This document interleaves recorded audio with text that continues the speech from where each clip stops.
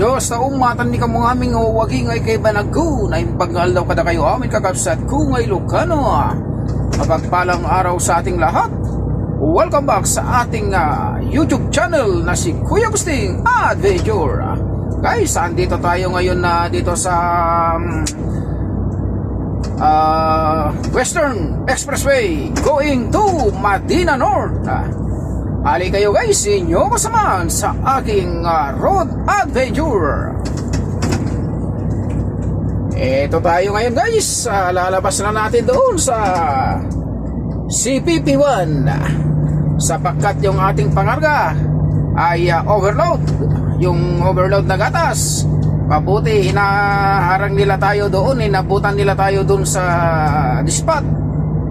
At nang hinahanap nila yung repair number na yun na 54631. Nakita nila idoktong na ni Kuya Agusting Adventure. At mabuti hindi pa nila naibigay ang dokumento. At kung sakali naibigay nila ang dokumento, ay saus, nakatagbo na tayo, nasa labasan na tayo. Mabuti na lang guys, at naabutan nila tayo. At ayun, pinapunta tayo doon sa CPP1 planta para bawasan yung gatas na pangarga natin. Kaya ayun, ayos na guys. Ito, kalalabas na natin.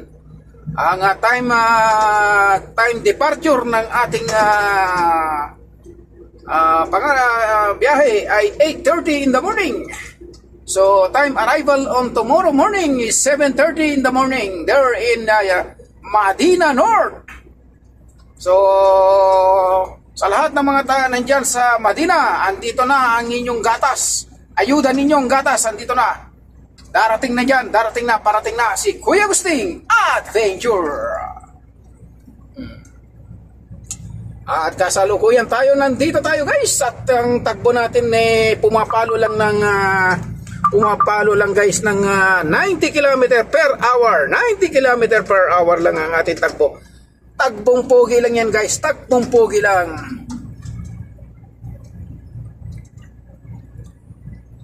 Dapat ang biyahe natin guys, Maka, alas 9 pa ng umaga.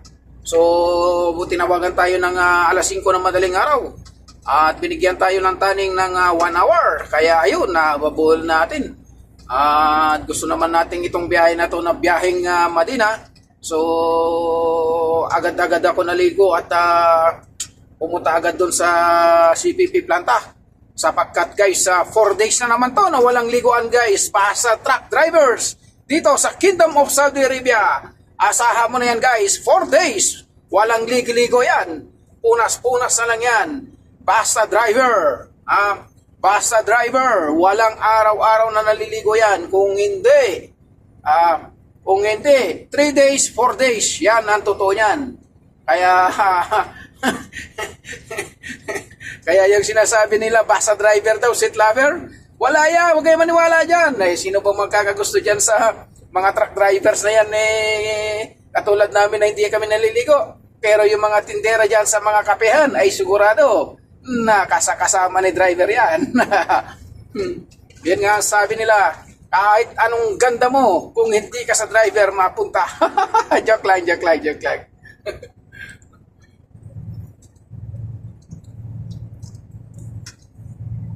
Eksakto na naman ito guys, diretso na naman to. Ala naman truck ban dito sa ating dinadaanan sa power plant. Kaya diretso na naman ang biyahe natin na ito. Sana makarami-rami tayo sapagkat itong biyahe natin na ito ay sasahurin natin, luluobin ng Diyos ng buwan ng February. At ang biyahe ng February ay pasweldo ng March.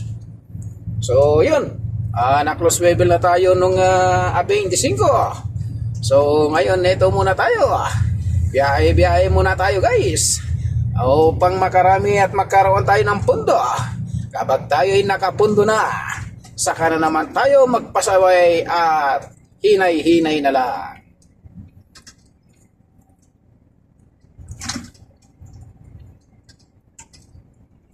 Tulad ng ating mga nadadaanan saan man dito sa sulok ng Saudi, ay disyerto pa rin ang ating mga dinadaanan guys sa mga expressway.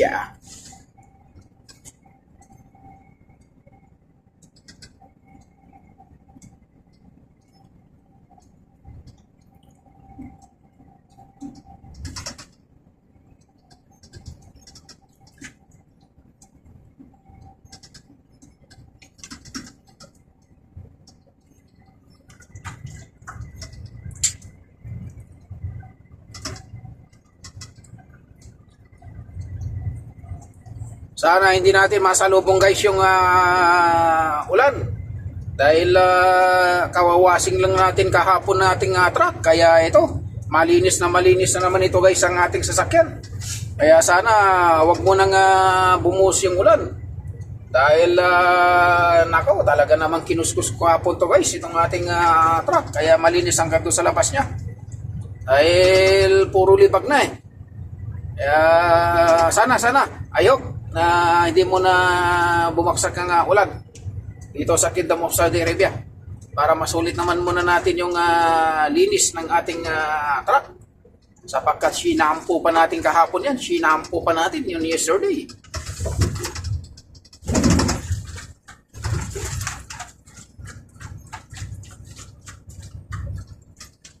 Shout out to all of you my friend here in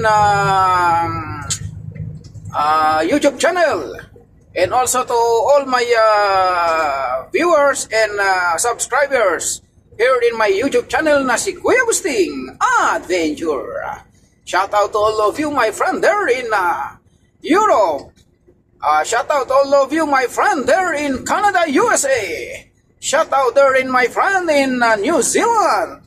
And also to all long-haul truck driver in Kingdom of Saudi Arabia. Shout out to all of you.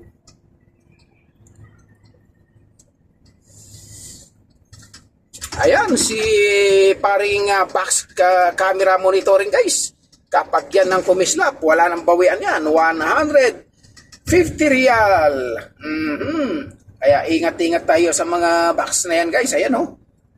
Speed kailangan natin dyan mag 70 kasi hindi natin alam kung ilan ang speed nun kasi wala signboard dyan yung speed kilometer nya.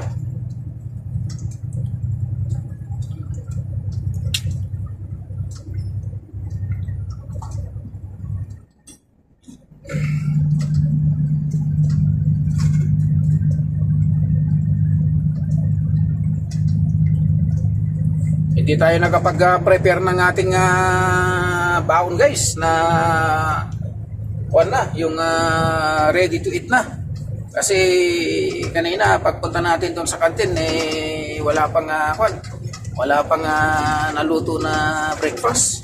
So ginawa natin, nag-almusal lang tayo dito sa CPP planta. Dahil ang kantin natin doon sa Gurnata wala, tinanghali na ng gising, kaya yun, kape na lang tayo dun. So ngayon, ang ginawa na lang natin, bumili tayo ng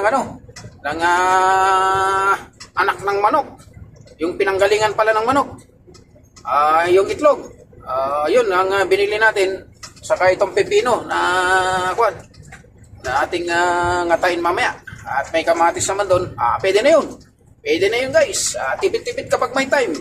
Kung gusto mo naman kumain ng masarap, pupunta ka sa kantin, masarap yung pagkain doon. Kung manok ang hinahanap mo, meron. Kung baka, meron. Kaya pag dito sa labas, kailangan gulay-gulay ang tirahin mo. Tulad ng mga nilabraw, pampahaba ng buhay para hindi ka mamatay. Yun guys, yun.